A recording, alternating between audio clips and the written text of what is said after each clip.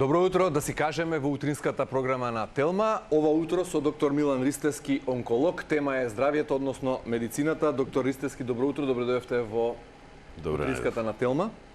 Минатата седмица од оваа позиција овде, нашиот познат кардиолог доктор Сашко Кедев кажа дека неговото име и фотографија се злоупотребени за да се рекламира некоја терапија на социјалните мрежи што не е соодветна и што може да биде ризична дури за пациентите.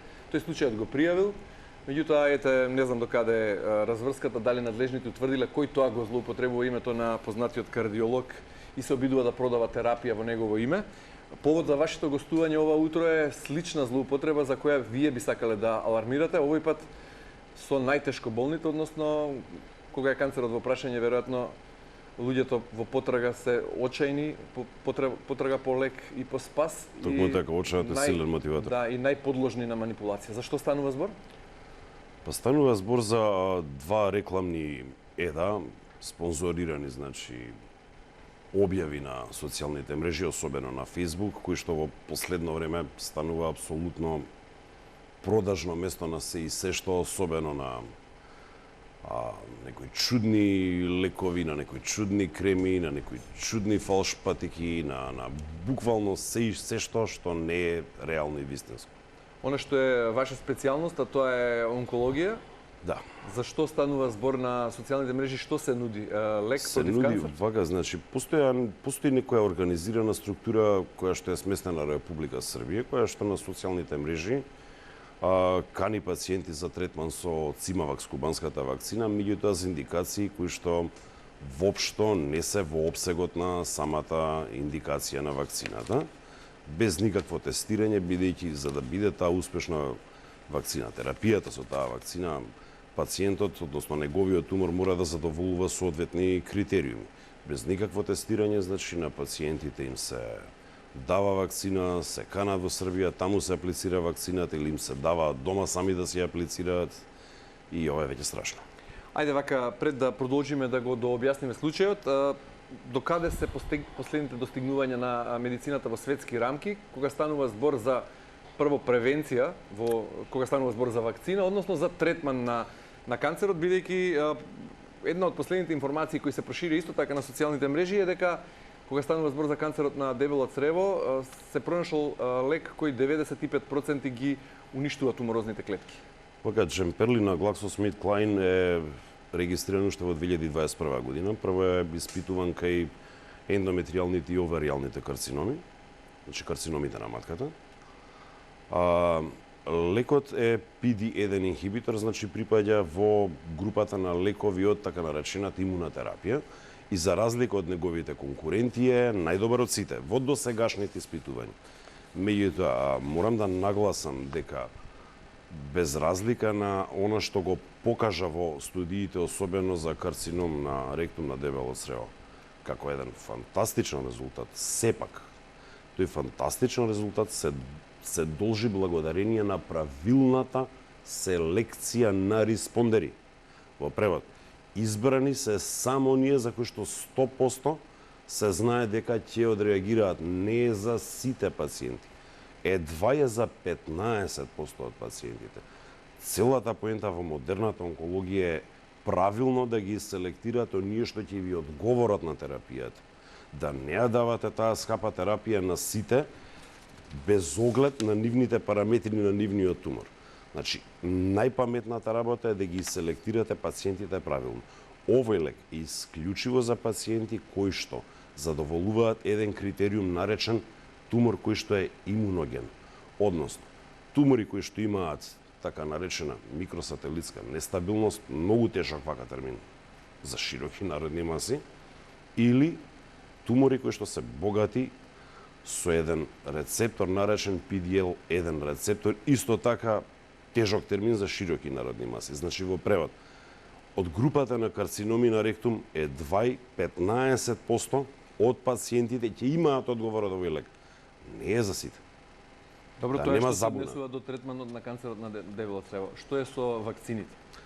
Вака, прекрасна е помислата да вакцина може да превенира, сега ако се однесува на превенцијата. Прашањето, да речеме. Постојат две такви вакцини кои што за жал во Македонија некако самата контракампања ги уништи. Едно од тие вакцината за ХПВ, која што успешно дадена 100% го превенира создавањето на цервикалниот карцином, карциномот на грлото на матката. Втората таква вакцина е вакцината против Б хепатит. Б хепатитот е одговорен за 90% од хепатоцелуларните карциноми, односно карциномите на црниот дроб.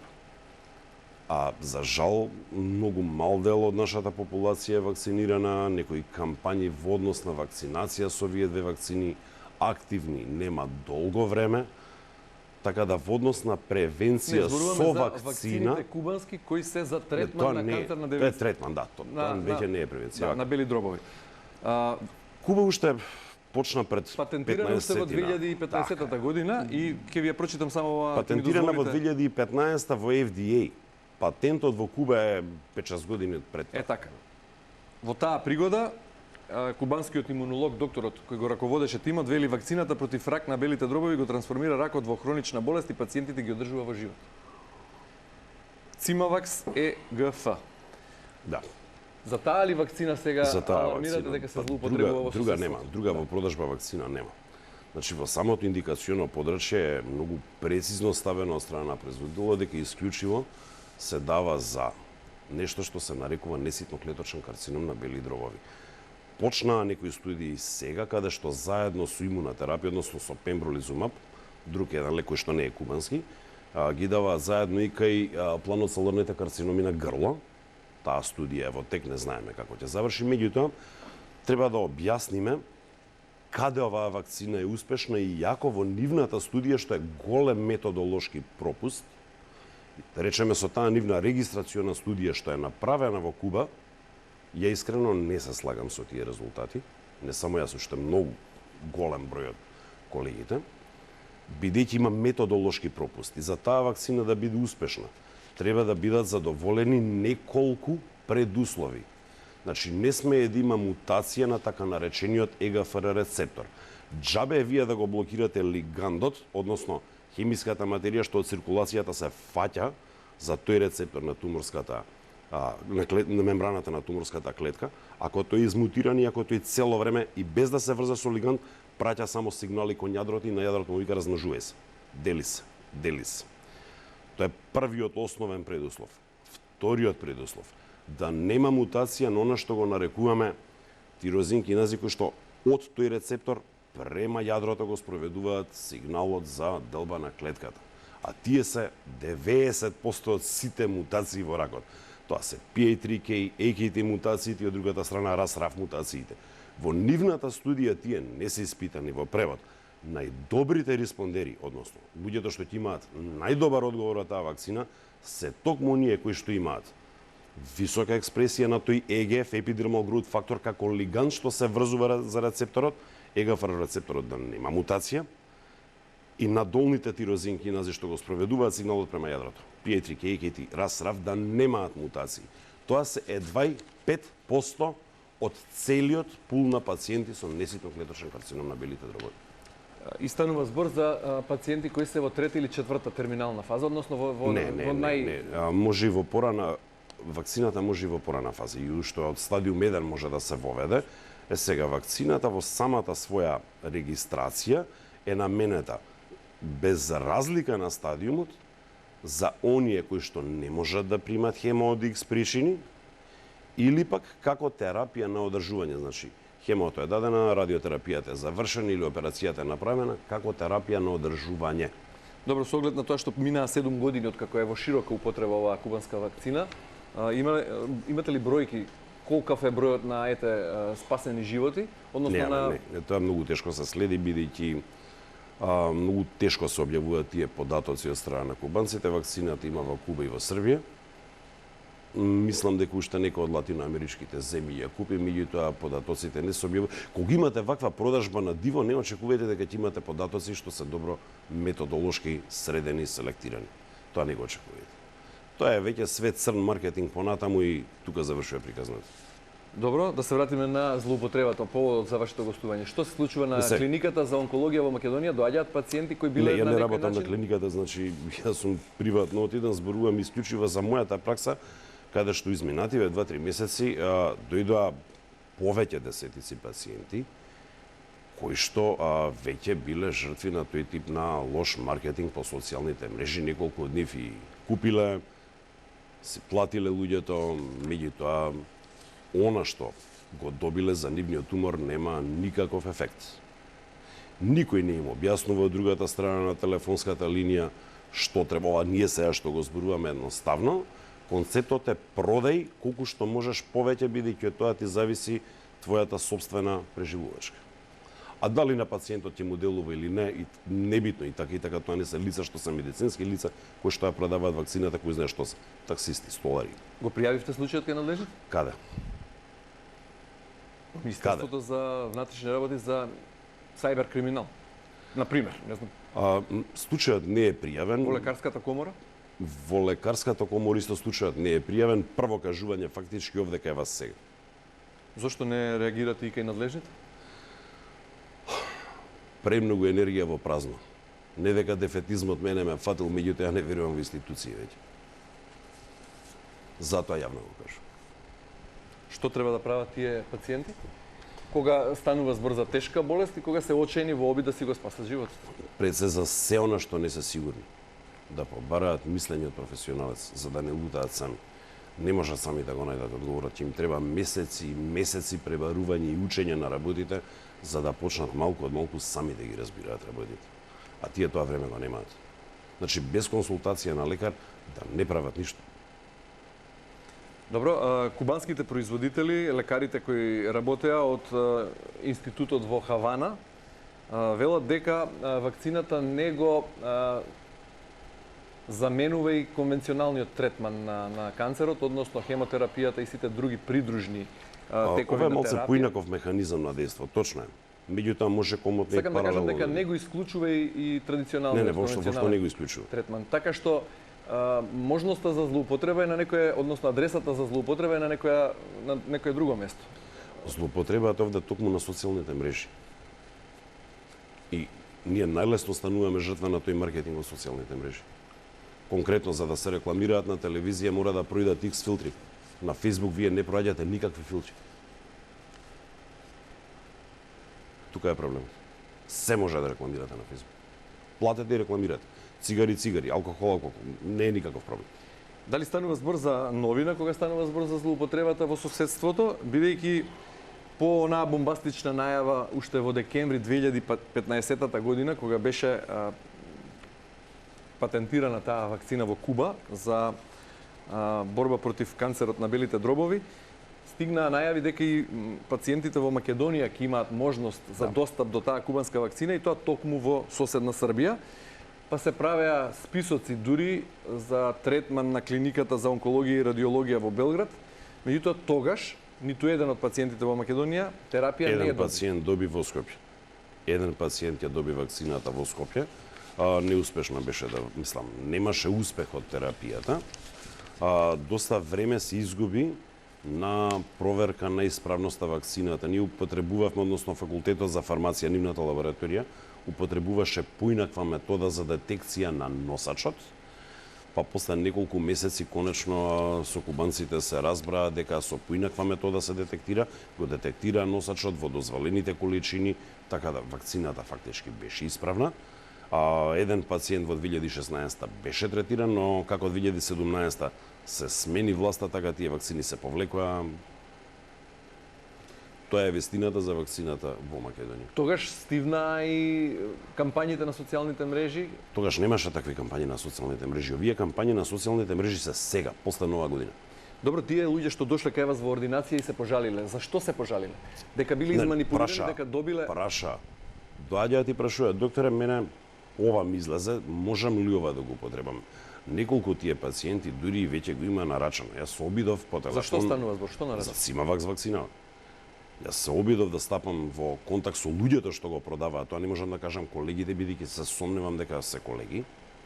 Меѓутоа, луѓето од другата страна на телефонска важица не сакаа да зборуваат. исклучи телефон. Како оди нарачката? Како оди По телефон. Имате значи реклама на Facebook, напишан телефон, вие се јавувате, кажувате, они ви ја праќаат или ви одите си ја зимат и дури пациенти сами си ја ставаат овде. До таму е, значи. Дома си ја ставаат вакцината сами. Како треба да биде? Како треба да биде? Збор за еден пациент ако е подобен да ја прими таа вакцина, За да биде подобен, исполнува треба да ги критериумите? испитаат овие молекуларни работи за кои што зборувавме. Ако се во таа група, тогаш секако дека треба во некаква болничка установа што специфично се бави со онкологија да се прими. Не е некоја филозофија давањето на вакцината. Далеко од тоа. Меѓутоа, треба да се прати пациентот, не дека и нема несакани алергиски реакции. Има. Мал број, меѓутоа сепак постојат.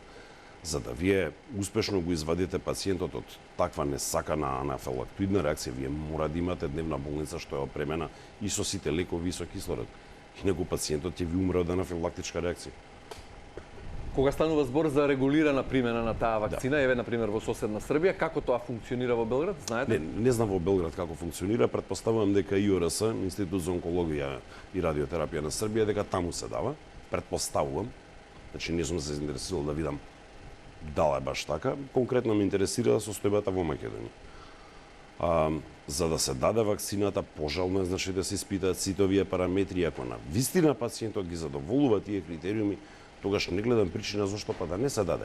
Ако вакцината е правилно транспортирана во ладен ланец, бидејќи мора да биде транспортирана во ладен ланец на температура помеѓу 2 и 8 степени, правилно чувана, нема никаков проблем, нека се даде. Меѓутоа, овака дивјачки стварно ништо не личи. Каде можат луѓето кои имаат мака во Македонија да испитаат дали се Сите овие работи и на патологија и на факултет за фармација. Сите овие работи ги сите испитуваат анализи таму. се прават таму? И таму може да им одредат дали се ги исполнуваат критериумите за да Апсолутно. примат кубанска вакцина? Да. Токму така.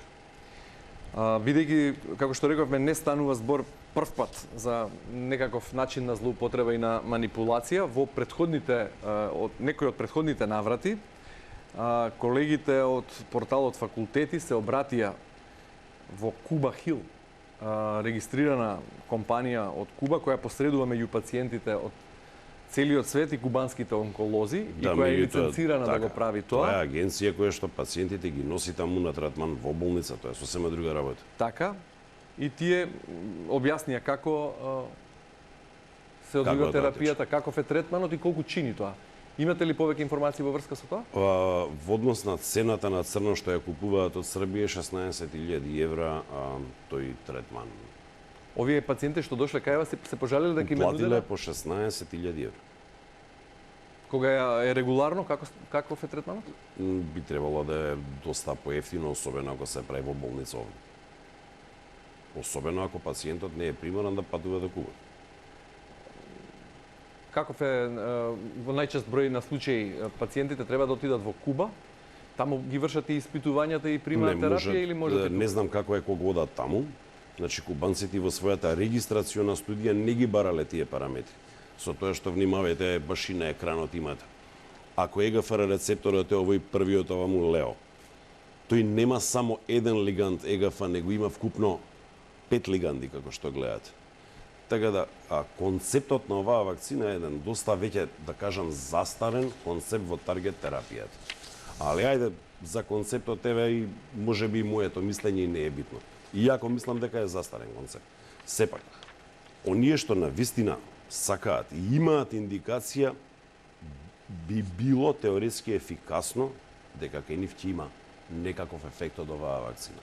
Под услов повторно ќе нагласам да немаат мутација на ЕГФР, да немаат мутации на PI3K, AKT, RAS и RAF тирозинкиназите.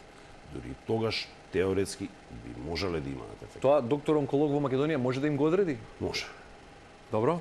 Апсолутно. Кога да. станува збор за одговорот на Куба Хил, ги кажа и цените кои се можни за употреба на Цимавакс вакцината. Ако пациентот патува сам во Хавана, трошоците за чинење би биле околу 9.700 евра, ако пациентот патува со придружба околу 10.000 евра. Што е поевтино од 16. Да, во секој каде што случај. сам си ја дава вакцината дома. И во цената е вклучено темелни лабораториски дијагностички тестирања, програма за лекување, сместување во еднокреветна, односно двукреветна соба, план за 3 оброци дневно, земање од и враќање до аеродром. Во колку фази се случува лекувањето, третманот со... Дали е еднократно тоа? Се Не добива е еднаш? еднократно, особено терапијата на одржување не е во првиот месец се дава лоудинг доза, па потоа оди еднаш месечно, но тоа боцкањето е мускулно, било каде сакате во рамо, сакате во бутина, сеедно, значи не е некој комплициран начин на лекување. Првиот месец се дава и циклофосфамид како терапија за да го зголеми тој буст на антитела према ЕГФ, епидермал гроут факторот. Така? Тоа не е единствената измама која што во моментов се нуди на Фејсбук. Имате и уште една измама која што доаѓа од соседна Грција. Значи, постои фирма која што е регистрирана во Македонија и Србија, која што на пациенти и им ветува дека нивниот туморски геном ќе биде секвенциониран и врз база на тоа секвенционирање, они ќе добијат податоци со какви лекови понатаму да се третираат. Да, смислата на секвенционирањето е тоа, меѓутоа за жал пациентите воопшто не добиваат резултати од секвенционирање на туморскиот геном, него туморот што го испраќаат на парче мало од тумор го заседуваат на таму во таа лабораторија некоја на подлога, значи тоа се вика клеточна култура вон телото, инвитро типни испитување, каде што се ставаат лекови па се гледа кој од тие лекови направи најголема туморска лиза, тој треба да го добиваш, мислам. Страотно лошо, бидејќи на клеточна култура да плукнете малку или солза да ви падне, или зозимот од солзите и птиелинот од плунката во инвитро модел ќе дадат антитуморски ефект, ќе го разложат тој тумор. И тоа во телото не се случува така. Што е уште полошо, овие се и многу поскапи. Од неколку такви пациенти кои што ми дојдоа да ги протолкувам тие резултати, измамата е страотна, значи им ветуваат, пазете ги цените, за 40.000 евра за 3 месеци, лекување со персантин и метформин, мислам што стварно е одвратно од искористување и злоупотреба на пациент. За каков тип на канцер во овој случај? За секакви овие, значи ова е метода на утврду, мислам метода не постои, оваа метода во светот воопшто никогаш не била референтна за ништо. Бидејќи спомнавте фирма регистрирана и во Македонија и во Србија, да. Го знаете името на фирмата? Не го знам името, меѓутоа веднаш после емисија ќе ви ја најдам која е на Фејсбук. Добро, со оглед на тоа што сте потписник на Хипокритовата заклетва и како што рековте чувствувате морална должност да излезете и ова јавно да го кажете, веројатно професионално, односно пред се граѓанска должност вие и покрај вашата скепса во институциите, како што рековте, и не сакате да го ширите вашиот дефетизам, меѓутоа можеби е граѓанска обврска и должност по овој разговор сепак да се обратите и кај надлежните и да го пријавите случајот. Што велите за таа опција? Знаете што, во одделот за компјутерски криминал пријавував лани измами во однос на потрошувачи и производи. Немаше никаква реакција. И понатаму дивеат по мрежи, и понатаму тоа што го купувате не добивате никаква гаранција, никаков фискален рачун, не добивате ништо. Институциите знаат, институциите си молчат, значи немам намера моето време да го губам со непродуктивни. Ова што сега овде гостувам ќе биде многу попродуктивно за освестување на луѓето, а него да ги чекам институциите да се свестат. Но токму во интерес на тие пациенти кои се очени и кои во потрага да по лек... Да пријавите нешто на шалтер кој што нема да реагира и што? И што? Ќе си го изгубите собственото време. Значи што треба уште еднаш на крајот да направат пациентите кои се во потрага секогаш по кога се лекот во од маката? некаква дилема да си прашаат професионалец, онколог во случајов? Онколог во случајов. Дали како својства што ги има нивниот тумор треба да биде третиран со таков тип на терапија. Што се нуди на социјалните мрежи? Апсолутно, мислам. Секое нудење на таква сериозна терапија на социјални мрежи е страшно, нема логика. Нема логика таква сериозна работа вие да рекламирате како фалсификат на икпатики. Мислам, стварно сулудо е да размислувате дека нешто такво сериозно ќе може вие на Facebook како податок веднаш да го најдете и веднаш да добиете терапија. Кога станува збор за најтешките болести, имаше и други препарати кои официјално имаа представништва во Македонија и ги нудеа како засилувачи на имунитетот. Колку се тие ефикасни, оние што се веќе лиценцирани, што со години постојат? Не се на социјалните мрежи и не се измама во таква смисла? Едно е како ќе се однесува препаратот како супортивна терапија, да речеме, да ги подобри оние несакани ефекти што ќе настанат од терапијата. Значи, тука ви спаѓа канабисот, тука ви спаѓа вероминот. За кои што барем некакви проширени студии од Basic Research-от постојат, каде што веќе искуствата на пациентите се повеќе години и каде што и самите пациенти ги кажуваат кои се позитивните, кои се негативните искуства. И повторно ќе нагласим. И тоа не е за сега. И тука, значи, со консултација со онколог? Особено, ајде, канабисот не влегува во интеракција со буквално ниту еден од лековите што се употребуваат во онкологија. Меѓутоа, варуминот влегува во повеќе интеракции и со повеќе лекови заедно не смее да биде даден. Бидејќи ќе го намали нивното дејство. Има точен момент кога може да се вклучи, кога може да се исклучи. Сега, во моментов мислам дека пазарот е најверојатно ради кризава на транспорт на разноразни работи. Веќе ги нема сите оние раскавици од Дайкула, раскавици од Киту и што уште не, што е тотален нонсенсот. Нема никаква наука позади тоа, ама баш никаква наука. Така да, мислам, во однос на другиве работи, дека сега пазарот како понуда е посиромашен, баш благодарение на кризата.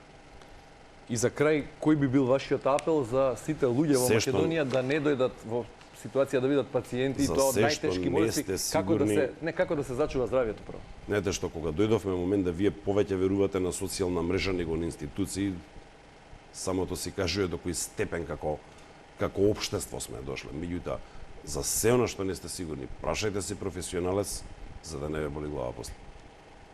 Доктор Ристевски, ви благодарам за гостувањето во утринската на Телма.